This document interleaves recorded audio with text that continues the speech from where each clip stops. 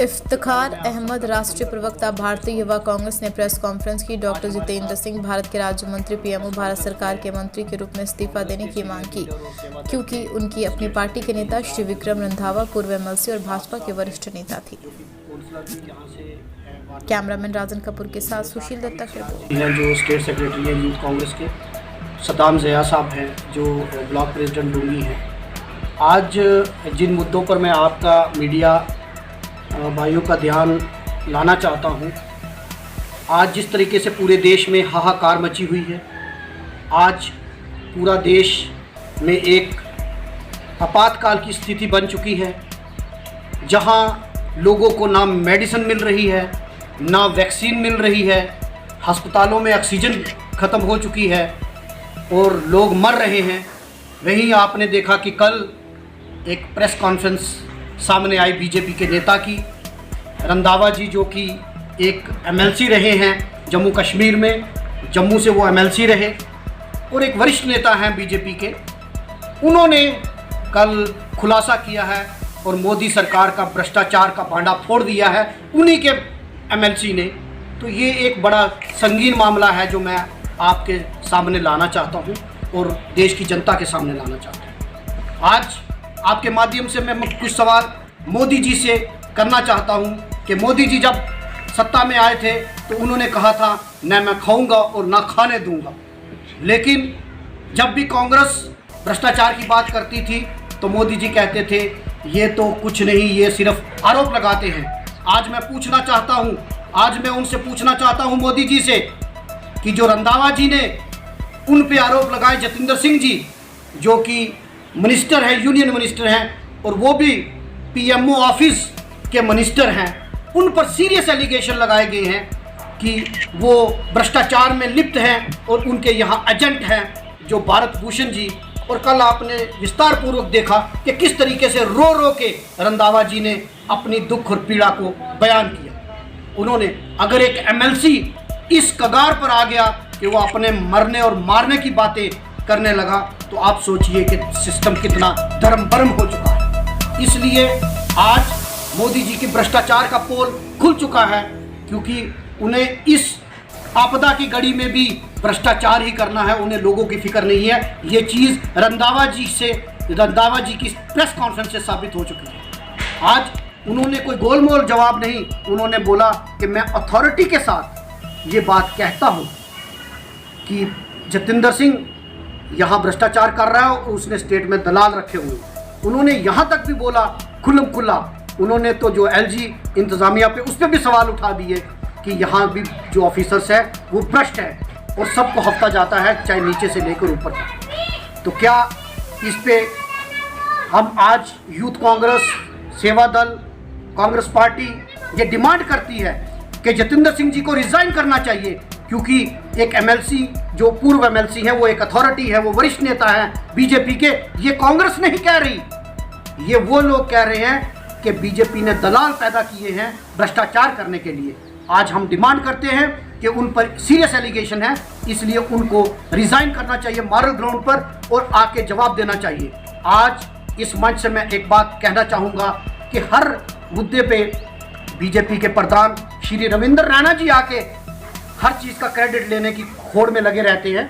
कल से मैं देख रहा था कि उनका क्या बीजेपी के किसी नेता का, चाहे वो स्टेट में हो, चाहे वो सेंटर में हो, चाहे वो राजौरी में हो, किसी ने कोई बयान नहीं दिया।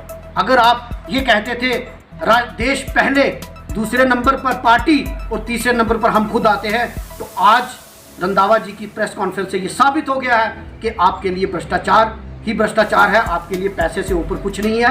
तो आज मैं उनसे डिमांड करूंगा कि वो आकर इस बारे में भी रविंद्र रैना जी और पार्टी के वरिष्ठ नेता इस पे सफाई दे कि भ्रष्टाचार में दलाल, जो भ्रष्टाचार के दलाल बीजेपी ने पैदा किए हैं, तो उसके ऊपर क्या कार्रवाई होगी। और एडमिनिस्ट्रेशन ने भी, मैं हैरान रहता हूँ कि एलजी साहब ने भी अभी तक इसमें कोई संज्ञान लेकर ये नहीं बोला कि हम ये एलिगेशंस हैं, हम इस पर कार्रवाई करेंगे, जो भी डीएमओ उनके खिलाफ कार्रवाई करेंगे। माइनिंग का इतना करोड़ों का मामला है और उन्होंने सीधा बोला है कि जहां सरकार के खजाने में 400-500 करोड़ रुपया आना था, वहां सिर्फ 6 करोड़ आया है। तो सामने वो बता रहे हैं कि भ्रष्टाचार हो रहा है, लेकिन इस पे कोई अभी तक कोई संज्ञान नहीं लिया गया। तो मैं आज एलजी साहब से भी कहूँगा और मोदी जी से कहूँगा कि अगर आपको शर्म है तो आप अपने मंत्री को बर्खास्त कीजिए, आप सामने आके जवाब दीजिए, और या अगर जवाब नहीं दे सकते तो रिज़ाइन कीजिए। आज ये जहां एक तरफ मोदी सरकार कहती है कि हम करप्शन फ्री भारत बनाएंगे, तो वहीं दूसरी ओर उन्हीं की पार्टी के लोग एक दूसरे पर एलिगेशन लगा रहे हैं, तो इस चीज़ को क्या मानते हैं कि इसी पार्टी के अंदर करप्शन अरूज पर है?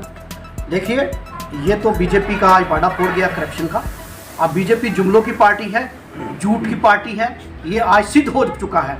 जो मोदी जी के खोखले नारे थे कि ना मैं खाऊंगा ना खाने दूंगा, आज वो सामने आ चुका है कि उन्हीं के वरिष्ठ नेता रंधावा, विक्रम रंधावा जी ने सामने रो रो के ये बात कही है कि मैं अपने आप को गोली मार दूंगा, मैं अपने आप को जला दूंगा। इतनी पीड़ा में वो इसलिए उन्होंने कहा कि यहाँ उन्होंने तो नाम लेकर, जतिंदर सिंह जी नाम लेकर उन्होंने कहा है कि उन्होंने यहाँ दलाल बिठाए हुए और उनको यहाँ से हिस्सा जाता है। डीएमओ ने ये बात कही है, डीएमओ ने ये बात, सचदेवा साहब ने ये बात कही है कि मुझे जतिंदर सिंह जी को पैसे देने पड़ते हैं, हर महीने हर हफ्ते के पैसे देने पड़ते हैं। अब ये भी सुनने में आ रहा है कि जतिंदर सिंह जो है 1 करोड़ रुपए का डिफेम कर रहे हैं, सूत्रों के हवाले से जो खबर आ रही है, क्या इस पर डिफेम होना चाहिए या कि सरकार को इसके ऊपर कुछ और कड़े कदम उठाने चाहिए? देखिए, मुझे अच्छा लगता कि अगर जतिंदर सिंह जी ये कहते कि इसकी एक इंक्वायरी कमेटी बनाई जाती है और इसकी इंक्वायरी होती।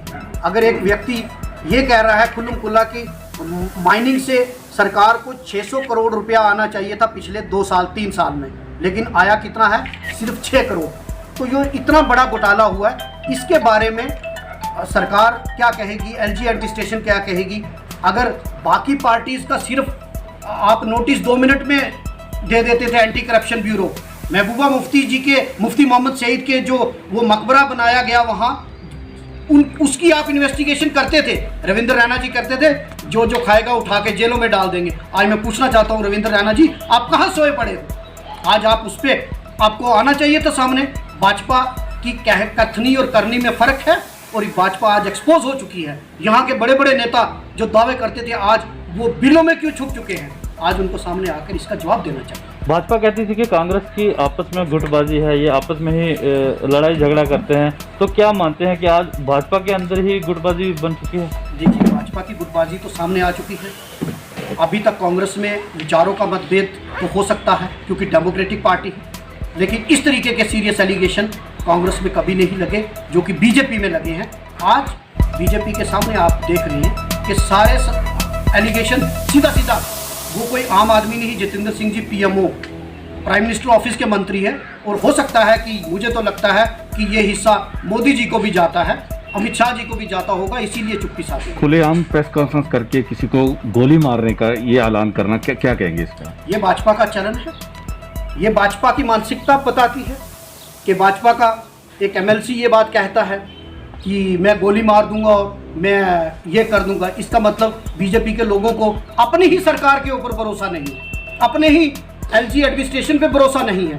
और अगर बीजेपी के नेताओं, एमएलसी को अगर हिंदुस्तान की सरकार पे भरोसा नहीं है, यहाँ की रियासती सरकार पे भरोसा नहीं है, तो आप सोचो कि आम आदमी कितना परेशान होगा, आम आदमी कितना भ्रम होगा।